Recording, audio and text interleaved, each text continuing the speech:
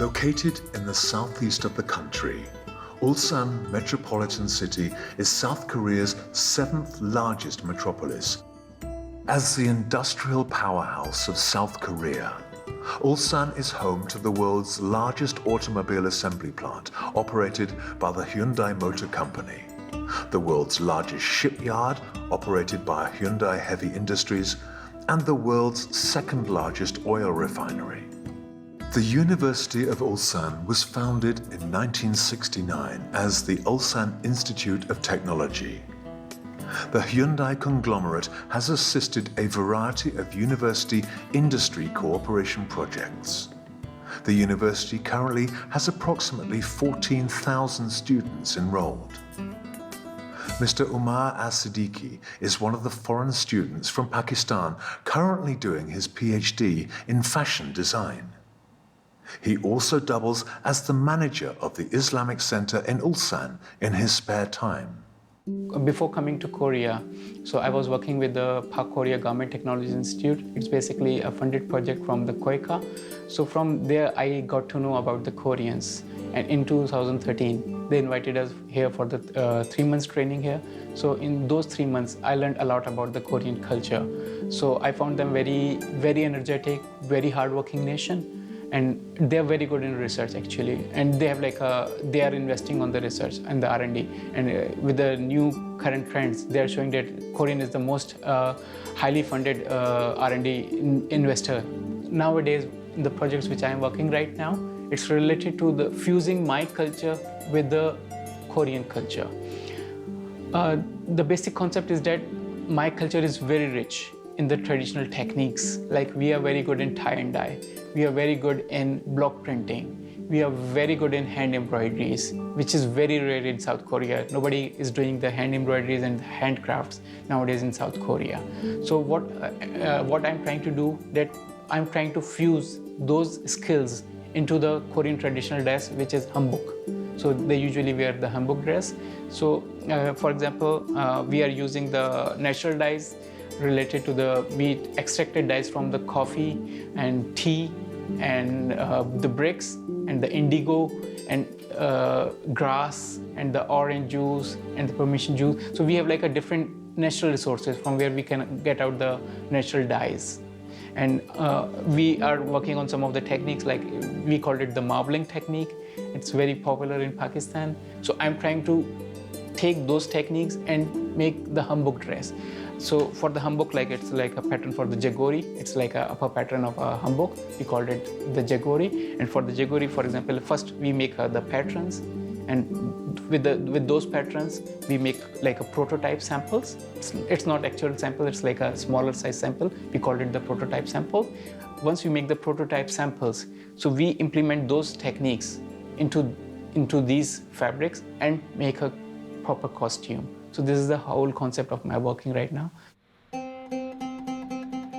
According to Umair, the Ulsan Islamic Center was established in 2011 to cater to the needs of the foreign Muslim students and scholars. At present, there are around 200 Muslims that come frequently for prayers at the center. During Ramadan, Umair usually wakes up at 2 p.m. to go for Zuhur prayers at the mosque, after which he will spend time at the lab until 6 p.m. to come back to prepare Iftar with his fellow housemates at the hostel. After Iftar, he will take a rest before performing Taraweeh prayer at the Islamic Center at 10 p.m. After that, he will return to the lab and work until 2 a.m., where he will have sahur before going to rest for the long day ahead. On Fridays, we have before the khutbah of the, so we have we gather together and we'll perform our Friday prayers together. And on Saturdays and Sundays, we have the community programs. So we have 4 big communities here. One is Indonesian community, one is Bangladeshi community, one is Pakistani community, and one is Saudi Arab and Egyptian community. So we divided in 1 month, we have 8 days, Saturdays and Sundays, weekends. So on Saturdays and Sundays, one community will serve and prepare the food for the whole community. So on Saturdays and Sundays, we have a very big community program in which all of the Muslims, and even if they are not Muslims, if they are not non-Muslims and they want to join us, they can join us. And not only the Muslims, not only the students, some of the factory workers who are working here, they usually come and have a iftar together. So sometimes we have like a very, very big community program, and it's all sponsored by all the students.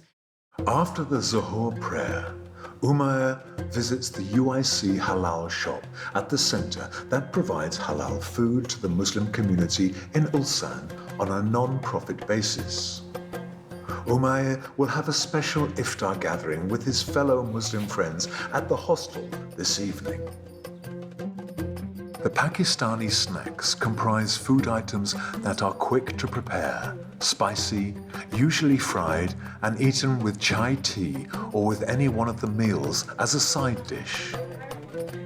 Pakora are created by taking one or two ingredients such as onion, eggplant, potato, spinach, plantain, paneer, cauliflower, tomato or chili pepper.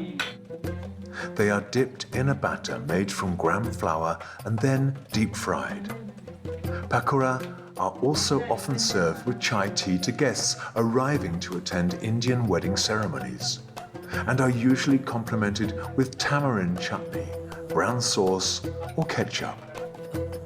Another popular snack which is available all over Pakistan in various shapes, Samosa, is a fried or baked dish with a savory filling. So I think that our Muslim community is growing day by day. And even in the case of a Pakistani community, we have an organization with the name of Pakistani Student and Scholars Association. So we have like an association here. So whenever new student, or even though we are the old student, but we have any sort of problem, so we always ask them. So I feel very proud that I'm also representing them. I'm the cultural secretary of my PSAK community. So we are always here to help our newcomers, and we always wanted our Muslim brothers to come and study as much as they can. We need to understand our first faith, our first belief. It's all about humanity. So when we talk about the humanity, I think every religion has no conflicts about it. So here we always talk about the humanity. We don't talk about that your God is bad or my God is bad. We don't fight for these things. We just fight for that thing, that what are the good points we can extract from their religion as well. So I don't think that if we are here, we can have like a Hindu community, we have like a Christian community, like a Buddhist community, like there is like a Shincheonji church, which is very related to the Christian community, but they have the different faith. So we always have a dialogue with each other. So we always try to see that the positive points of every religion. So every religion has the same point, that is all about the humanity. Hi, I'm Zain from Pakistan. Hi, I'm Mal from Pakistan. Hi, I'm Abdul Wahid from Pakistan. Wish you happy Ramadan Mubarak.